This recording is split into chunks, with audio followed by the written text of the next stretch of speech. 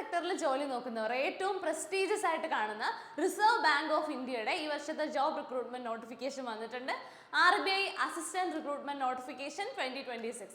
അപ്പോൾ ഇതിന്റെ full details ആണ് നമ്മൾ ഈ വീഡിയോയിൽ പറയാനായിട്ട് പോകുന്നത്. അപ്പോൾ എല്ലാവരും സ്കിപ്പ് ചെയ്യാതെ ഫുൾ ആയിട്ട് കാണാനായിട്ട് ശ്രമിക്കുക. ഓക്കെ, ആദ്യം തന്നെ എത്ര വേക്കൻസീസ് ഉണ്ടെന്ന് ചോദിച്ചു കഴിഞ്ഞാൽ 650 വേക്കൻസീസ് ആണ് ഇപ്രാവശ്യം വന്നിട്ടുള്ളത്. അപ്പം ബാങ്കിങ് സെക്ടറിലൊക്കെ ജോലി നോക്കുന്നവരാണെങ്കിൽ നിങ്ങൾക്ക് ഒരു ഡിഗ്രി ഉണ്ടെങ്കിൽ ഉറപ്പായിട്ടും കൺസിഡറബിൾ ആയിട്ടുള്ള ഒരു നോട്ടിഫിക്കേഷൻ ആണിത്. അത്രയും പ്രസ്റ്റീജിയസ് ആയിട്ടുള്ള ഒരു പൊസിഷൻ ആയിരിക്കും. ഓക്കെ, ഇനി ഇതിൻ്റെ ക്വിക്ക് ഫാക്ട്സ് നമുക്ക് നോക്കാം. അപ്പം ഞാൻ പറഞ്ഞ പോലെ 650 വേക്കൻസീസ് ആണ് വന്നിട്ടുള്ളത്. 17 സിറ്റീസ് ആണ് വരുന്നത്. ഇനി സെലക്ഷൻ പ്രോസസ്സ് എന്ന് പറയുവാണെങ്കിൽ 3 സ്റ്റേജസ് ആയിരിക്കും ഉണ്ടായിരിക്കുക. ഓക്കെ, അതിനെക്കുറിച്ചൊക്കെ നമുക്ക് ഡീറ്റെയിൽ ആയിട്ട് പറയാം. ആദ്യമേ ഒന്ന് ഷോർട്ടായിട്ടുള്ള കാര്യങ്ങൾ നോക്കുകയാണ്. ഇനി ആപ്ലിക്കേഷൻ വിൻഡോ ഓപ്പൺ ആയത് 16 ഫെബ്രുവരി ആണ്. മാർച്ച് 8 വരെ നിങ്ങൾക്ക് അപ്ലൈ ചെയ്യാം. അപ്പോൾ മാർച്ച് 8 വരെ നിങ്ങൾക്ക് ടൈമുണ്ട്. അതിനുള്ളിൽ ഇൻട്രസ്റ്റ് ആയിട്ടുള്ളവർ വേഗം തന്നെ ഇന്ന് തൊട്ടേ അപ്ലൈ ചെയ്ത് തുടങ്ങിക്കോ. ഇനി പ്രിലിമിനറി എക്സാമിനേഷൻ്റെ ടെൻറ്റേറ്റീവ് ഡേറ്റ് എന്ന് പറയുന്നത് 11th April ആണ്. ഏപ്രിൽ മാസമൊക്കെ ആകുമ്പോഴായിരിക്കും പ്രിലിമിനറി എക്സാം നടക്കാൻ വേണ്ടി പോകുന്നത്. ഇനി മെയിൻ എക്സാംസ് പ്രോബബ്ലി 7th ജൂണിനായിരിക്കും. ഓക്കെ, അപ്പോൾ ജൂണിനായിരിക്കും മെയിൻ എക്സാം നടക്കുന്നത്. ഓക്കെ, ഇനി ലാംഗ്വേജ് പ്രൊഫഷ്യൻസി ടെസ്റ്റ് ഉണ്ടായിരിക്കും. അത് ഓരോ റീജിയൻസിനെ ബേസ് ചെയ്തിട്ടായിരിക്കും. ആ ലാംഗ്വേജ് പ്രൊഫഷ്യൻസി ടെസ്റ്റിൽ മെയിൻ എക്സാംസ് കഴിഞ്ഞ ഉടനെ തന്നെയായിരിക്കും അതും ഉണ്ടായിരിക്കും. അപ്പോൾ ഇത്രയും കാര്യങ്ങളാണ് അവർ ഡേറ്റ്സിനെ സംബന്ധിച്ച് പറയുന്നത്. അപ്പോൾ ഒന്നും കൂടെ പറയാം, മാർച്ച് 8 വരെയാണ് നിങ്ങൾക്ക് അപ്ലൈ ചെയ്യാനായിട്ടുള്ള ലാസ്റ്റ് ഡേറ്റ്. ഏപ്രിൽ 11-നായിരിക്കും പ്രിലിംസ്. അതുപോലെ ജൂൺ 7-നായിരിക്കും മെയിൻസ്. അതിൻ്റെ കൂടെ തന്നെ ലാംഗ്വേജ് പ്രൊഫഷ്യൻസി ടെസ്റ്റും ഉണ്ടായിരിക്കും. അപ്പോൾ ഇത്രയും കാര്യങ്ങളാണ് ആദ്യം ഒന്ന് നോക്കേണ്ടത്. ഇനി എന്തൊക്കെ റിക്വയർമെൻറ്റ്സ് ആണ്? നാഷണാലിറ്റി നമുക്കറിയാം, ഇന്ത്യൻ സിറ്റിസണിനാണ് അപ്ലൈ ചെയ്യാനായിട്ട് സാധിക്കുക. ഇനി ഏജ് ബ്രാക്കറ്റ് നോക്കുകയാണെങ്കിൽ 28 വയസ്സ് വരെ പ്രായമുള്ളവർക്കാണ് അപ്ലൈ ചെയ്യാൻ പറ്റുന്നത്. 20 മുതൽ 28 വയസ്സ് വരെ. അതിൻ്റെ ക്രൂഷ്യൽ ഡേറ്റ് എന്ന് പറയുന്നത് 2nd February 1998 and 1st February 2006. അപ്പം 2nd February 1998-ന് മുന്നേ ജനിച്ചവരും ആവാൻ പാടില്ല. അതുപോലെ തന്നെ February 2006-ന് ശേഷം ജനിച്ചവരും ആവാൻ പാടില്ല. അപ്പോൾ ഈ ഒരു ടൈം ഗ്യാപ്പിനിടയിലാണ് നിങ്ങൾ ജനിച്ചതെങ്കിൽ നിങ്ങൾ ഇതിന് എലിജിബിൾ ആണ്. അതായത് 20-നും 28-നും ഇടയിൽ പ്രായം. ഈ ഒരു ക്രൂഷ്യൽ ഡേറ്റും കൂടെ നിങ്ങൾ നോക്കുക. ഇനി ഏജ് റിലാക്സേഷൻ്റെ കാര്യം പറയുവാണെങ്കിൽ SC/ST കാൻഡിഡേറ്റ്സിന് 33 വയസ്സ് വരെ ഉണ്ട്. അതായത് 5 വർഷം വരെ ഏജ് റിലാക്സേഷൻ വരുന്നുണ്ട്. ഇനി OBC നോൺ ക്രിമി ലെയർ ആണെങ്കിൽ 31 വയസ്സ് വരെയാണ്. അതായത് 3 വർഷം വരെ റിലാക്സേഷൻ വരുന്നുണ്ട്. ഇനി PWBD കാൻഡിഡേറ്റ്സ് ആണെങ്കിൽ 10 മുതൽ 15 വർഷം വരെയാണ് നിങ്ങൾക്ക് റിലാക്സേഷൻ വരുന്നത്. ഇനി എക്സ് സർവീസ് മെൻ ആണെങ്കിൽ നിങ്ങളുടെ സർവീസ് റെൻഡർ ചെയ്ത പീരീഡിൻ്റെ കൂടെ തന്നെ +3 years ആണ് ടോട്ടലായിട്ട് റിലാക്സേഷൻ വരുന്നത്.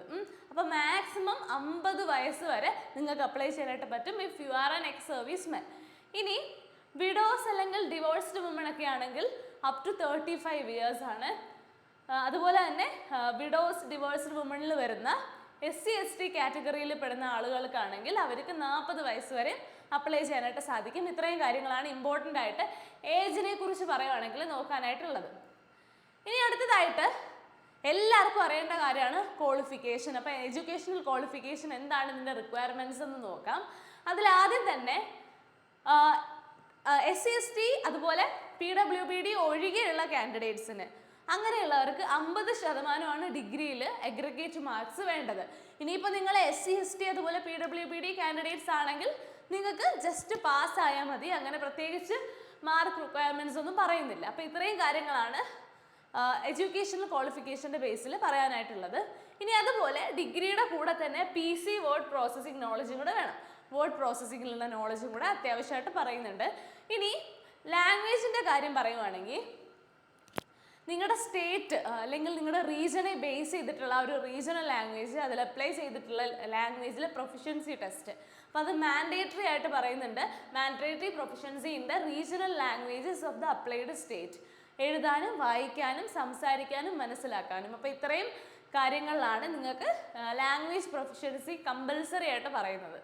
ഇനി എക്സ് സർവീസ് മെൻ ആണെങ്കിൽ അവർക്ക് ex service men 15+ years defence service ഒക്കെ ആണെങ്കിൽ eligible with graduate or matriculate qualification, ഗ്രാജുവേറ്റോ അല്ലെങ്കിൽ മെട്രിക്കുലേറ്റ് ക്വാളിഫിക്കേഷൻസിലോ ഒക്കെ എലിജിബിൾ ആയിട്ട് വരുന്നതാണ്. അപ്പോൾ ഇത്രയും കാര്യങ്ങളാണ് എഡ്യൂക്കേഷണൽ ക്വാളിഫിക്കേഷനെ കുറിച്ച് പറയുകയാണെങ്കിൽ പറയാനായിട്ടുള്ളത്.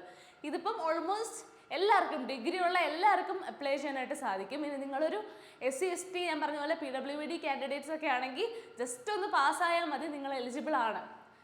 ഇനി വേക്കൻസി ഡിസ്ട്രിബ്യൂഷൻ നോക്കുവാണെങ്കിൽ ഇത് ഏറ്റവും കൂടുതൽ വന്നിട്ടുള്ളത് മുംബൈ ആണ്, പിന്നെ ചെന്നൈ, കാൺപൂർ, ലക്നൗ, ന്യൂഡൽഹി, ഭോപ്പാൽ. അപ്പോൾ ഇതൊക്കെയാണ് ലീഡിങ് സിറ്റീസ് വരുന്നത്. പിന്നെ നമ്മുടെ ട്രിവാൻഡ്രം ഇവിടെയും വരുന്നുണ്ട്, കേരള. ഇനി എക്സാമിനേഷൻ്റെ ഡീറ്റെയിൽസും പേയ്മെൻറ്റിൻ്റെ കാര്യങ്ങളൊക്കെയാണ്. അപ്പം രജിസ്ട്രേഷൻ ഫീസ് എത്രയാണെന്ന് നോക്കാം. അപ്പം SC/ST PWD അല്ലെങ്കിൽ എക്സ് സർവീസ് മെൻ ആണെങ്കിൽ 59 രൂപയാണ് നിങ്ങൾക്ക് രജിസ്ട്രേഷൻ ഫീസായിട്ട് വരുന്നത്. അതെങ്ങനെയാണ് വരുന്നതെന്ന് ചോദിച്ചിട്ടുണ്ടെങ്കിൽ 50 ആണ് നിങ്ങളുടെ ശരിക്കുമുള്ള എക്സാം ഫീസ്. അതിൻ്റെ കൂടെ ഇൻറ്റിമേഷൻ ചാർജസ് ചേർത്ത് അതുപോലെ 18% GST ഇത്രയും കാര്യങ്ങളും കൂടെ ചേർത്തിട്ടാണ് 59 വരുന്നത്. ഇനി ജനറൽ OBC EWS കാൻഡിഡേറ്റ്സ് ആണെങ്കിൽ 531 ആണ്. 480 ആപ്ലിക്കേഷൻ ഫീ, അതിൻ്റെ കൂടെ ഇൻറ്റിമേഷൻ പ്ലസ് 18% GST ഇത്രയും കൂടെ ചേർത്തിട്ട് 531 ആണ്. ഇനി RBI സ്റ്റാഫ് മെമ്പേഴ്സ് ഒക്കെ ആണെങ്കിൽ നിങ്ങൾക്ക് 0 ആണ്, രജിസ്ട്രേഷൻ ഫീസ് ഒന്നും തന്നെ ഇല്ല. ഇനി ഈ ഫീസ് നോൺ റീഫണ്ടബിൾ ആണ്. ഓക്കെ, റീഫണ്ട് കിട്ടുന്നതായിരിക്കൂല. അപ്പോൾ ഇത്രയും കാര്യങ്ങളാണ് ഫീസിനെ കുറിച്ച് പറയാനുള്ളത്. ഓക്കെ, ഇനി പ്രിലിമിനറി എക്സാമിൻ്റെ ഒരു സ്ട്രക്ചർ നോക്കാം. അപ്പോൾ അതിൽ ആദ്യം തന്നെ 3 സബ്ജക്ട്സ് ആണ് വരുന്നത്. English language 30 questions 30 marks 20 minutes. ഇനി numerical ability 35 questions 35 marks 20 minutes. അതുപോലെ റീസണിങ് എബിലിറ്റിയും സെയിം 35 ക്വസ്റ്റ്യൻസ് 35 മാർക്സ് 20 മിനിറ്റ്സ്. അപ്പോൾ ഇത്രയാണ് പ്രിലിംസിൽ വരുന്നത്. ഓക്കെ, ഇനി ഇതിൻ്റെ ടോട്ടൽ ഡ്യൂറേഷൻ നോക്കിയാൽ അറിയാം 60 മിനിറ്റ് ആണ്, 1 മണിക്കൂറാണ് വരുന്നത്. ഇനി ടോട്ടൽ മാർക്സ് 100 ആണ്. അപ്പം 100 ക്വസ്റ്റ്യന് 1 മണിക്കൂർ, 100 മാർക്ക് സ്കോർ ചെയ്യാനായിട്ട് 1 മണിക്കൂർ. നെഗറ്റീവ് മാർക്കിങ് 0.25 ആണ്. അപ്പോൾ ഓരോ തെറ്റിനും 0.25 ആയിരിക്കും നിങ്ങൾക്ക് റിഡക്റ്റ് ആവാൻ പോകുന്നത്. ഇനി ഇത്രയാണ് ഇമ്പോർട്ടൻ്റ് ആയിട്ടുള്ള കാര്യങ്ങൾ ഇതിൽ പറയാനുള്ളത്. ഇനി മെയിൻസിൻ്റെ കാര്യം പറയുവാണെങ്കിൽ ഇതിന് മെയിനായിട്ട് പറയുന്നത് reasoning, English language, numerical ability, general awareness, computer knowledge ഇത്രയും കാര്യങ്ങളാണ്. ഇതിൽ reasoning 40 questions 40 mark 30 minute duration.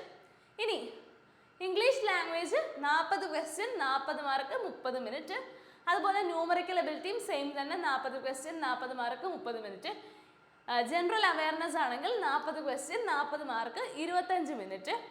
ഇനി കമ്പ്യൂട്ടർ നോളജ് ആണെങ്കിൽ 40 ക്വസ്റ്റ്യൻ 40 മാർക്ക് 20 മിനിറ്റ്. അപ്പോൾ ഇത്രയാണ് വരുന്നത്.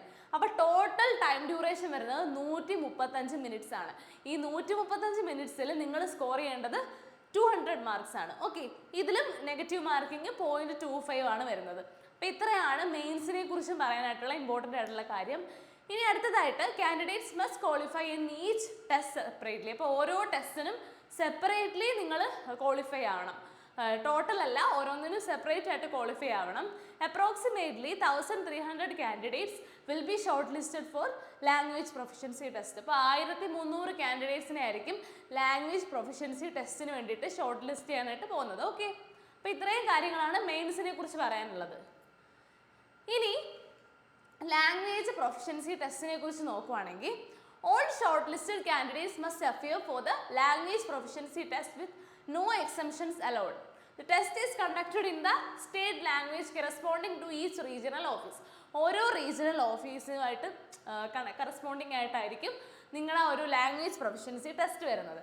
ഇനി ലാംഗ്വേജ് ബൈ ഓഫീസ് നോക്കുവാണെങ്കിൽ തമിഴ് ചെന്നൈ, കന്നഡ ബംഗളൂരു, തെലുങ്കു ഹൈദരാബാദ്, മറാത്തി മുംബൈ നാഗ്പൂർ, അതുപോലെ ഗുജറാത്തി അഹമ്മദാബാദ്, ബംഗാളി കൊൽക്കത്ത, ഒഡിയ ഭുവനേശ്വർ, അസാമീസ് ഗുവാഹത്തി, ഹിന്ദി ഡൽഹി, ജയ്പൂർ, കാൺപൂർ, ലക്നൗ, ഭോപ്പാൽ, പാട്ന, മലയാളം തിരുവനന്തപുരം, പഞ്ചാബി ചണ്ഡീഗഡ്, ഉറുദു ജമ്മു. ഓക്കെ, അപ്പോൾ ഇത്രയും സ്റ്റേറ്റ്സിനും അതിൻ്റെ റീജിയണൽ ഓഫീസിനെയും ബേസ് ചെയ്തിട്ടുള്ള ലാംഗ്വേജസ് ആണ് നമ്മളിപ്പോൾ നോക്കിയത്. നമുക്കറിയാം ട്രിവാൻഡ്രം മലയാളം, നമുക്കത് നോക്കിയാൽ മതിയല്ലോ. ഓക്കെ, അപ്പോൾ ഇത്രയാണ് ലാംഗ്വേജ് പ്രൊഫഷൻസി ടെസ്റ്റിൻ്റെ കാര്യം പറയുവാണെങ്കിൽ ഉള്ളത്.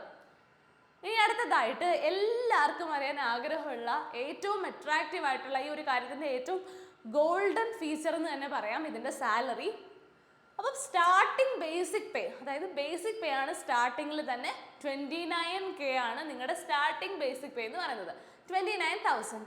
ഇനി ഇനിഷ്യൽ ഗ്രോസ് സാലറി, അപ്പോൾ ഇതിൻ്റെ ഒപ്പം ഈ ബേസിക് പേയുടെ ഒപ്പം നിങ്ങളുടെ അലവൻസും കാര്യങ്ങളും എല്ലാം കൂടെ ചേർത്ത് ലാസ്റ്റ് കയ്യിൽ കിട്ടാൻ പോകുന്നത് 58,500 ആണ്.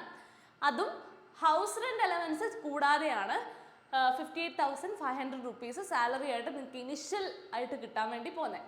ഇനി മാക്സിമം ബേസിക് പേയിൽ മാക്സിമം നോക്കുവാണെങ്കിൽ 78,600 ആണ്. അപ്പോൾ അതിൻ്റെ കൂടെ അലവൻസ് ഒക്കെ ചേർക്കുമ്പോൾ നല്ലൊരു എമൗണ്ട് 1 lakh കൂടുതൽ എന്തായാലും നിങ്ങൾക്ക് കിട്ടും. അപ്പോൾ ഇതാണ് സാലറിയെ കുറിച്ച് പറയാനുള്ള ഇമ്പോർട്ടൻ്റ് ആയിട്ടുള്ള കാര്യങ്ങൾ. ഇനി അലവൻസുകൾ നോക്കുവാണെങ്കിൽ അക്കോമഡേഷൻ, അതുപോലെ health care, concessional loans, leave benefits, അതുപോലെ റിട്ടയർമെൻറ്റ് ബെനിഫിറ്റ്സ്, അങ്ങനെ ഇങ്ങനത്തെ കുറേ കാര്യങ്ങൾ ഉള്ളൊരു കംപ്ലീറ്റ് സാലറി പാക്കേജാണ് RBI അസിസ്റ്റൻറ്റിന് വരുന്നത്. അപ്പോൾ ഇതാണ് ഇതിലെ ഏറ്റവും അട്രാക്റ്റീവ് ആയിട്ടുള്ള കാര്യം. ഇനി അടുത്തതായിട്ട് എങ്ങനെ അപ്ലൈ ചെയ്യാം എന്നുള്ള കാര്യമാണ് കുറേ പേർക്ക് അറിയായിരിക്കും, എന്നാലും പറയാം. ആദ്യം തന്നെ രജിസ്ട്രേഷൻ ആണ്. അപ്പോൾ നിങ്ങളൊരു അക്കൗണ്ട് ക്രിയേറ്റ് ചെയ്യുക, പേരും കോൺടാക്ട് ഡീറ്റെയിൽസും വാലിഡ് ആയിട്ടുള്ള ഇമെയിൽ അഡ്രസ്സും വെച്ചിട്ട് ഒരു അക്കൗണ്ട് ക്രിയേറ്റ് ചെയ്യുക. പിന്നെ ഡോക്യുമെൻ്റ് അപ്ലോഡാണ്. നിങ്ങളുടെ ഫോട്ടോഗ്രാഫും സിഗ്നേച്ചറും തമ്പ് ഇംപ്രഷനും അതുപോലെ റിട്ടേൺ ഡിക്ലറേഷനും ഒക്കെ ചേർത്തിട്ട് ഒരു ഡോക്യുമെൻ്റ് അപ്ലോഡാണ് ചെയ്യേണ്ടത്. പിന്നെ form കംപ്ലീഷനാണ്. fill in all application details carefully including education and qualifications, preferences ഒക്കെ നല്ല ക്ലിയർ ആയിട്ട് കറക്റ്റ് ആയിട്ട് ഫില്ല് ചെയ്യണം. പിന്നെ വെരിഫിക്കേഷൻ ആണ്, എല്ലാ കാര്യങ്ങളും ഒന്നും കൂടെ കറക്റ്റ് ആണോ എന്നൊക്കെ വെരിഫൈ ചെയ്ത് you have to ensure accuracy, അതിനുശേഷം സബ്മിറ്റ് ചെയ്യാം. ഇതും കഴിഞ്ഞ് കഴിഞ്ഞാൽ പിന്നെ ഫീ പേയ്മെൻ്റ് ആണ്. ആ ഫീ പേയ്മെൻറ്റും കൂടെ കഴിഞ്ഞ് കഴിഞ്ഞാൽ നിങ്ങളുടെ ഈ ഒരു പ്രോസസ്സ് കഴിയും, നിങ്ങൾ സക്സസ്ഫുള്ളി എക്സാമിന് രജിസ്റ്റർ ചെയ്തു എന്നാണ്. അപ്പോൾ ഇത്രയും കാര്യങ്ങളാണ് നിങ്ങളുടെ രജിസ്റ്റർ ചെയ്യാനുള്ള പ്രോസസ്സ് എന്ന് പറയുന്നത്. അപ്പോൾ ഇത്രയും കാര്യങ്ങൾ കറക്റ്റായിട്ട് ചെയ്യുക, മാർച്ച് 8 മുന്നേ ചെയ്യുക. നല്ലൊരു ഗോൾഡൻ ചാൻസ് ആണ്. ഏറ്റവും പ്രസ്റ്റീജിയസ് ആയിട്ടുള്ള ബാങ്കിങ് ഫീൽഡിൽ നിങ്ങൾ ഏറ്റവും കൂടുതൽ നോക്കുന്ന ഏറ്റവും അട്രാക്റ്റീവ് ആയിട്ടുള്ള RBIയിലാണ് അസിസ്റ്റൻ്റ് ആയിട്ട് ജോബ് വന്നിട്ടുള്ളത്. അപ്പോൾ ഈ ഒരു ചാൻസ് മിസ്സാക്കാതെ എല്ലാവരും രജിസ്റ്റർ ചെയ്യുക. അപ്പം താങ്ക് യു.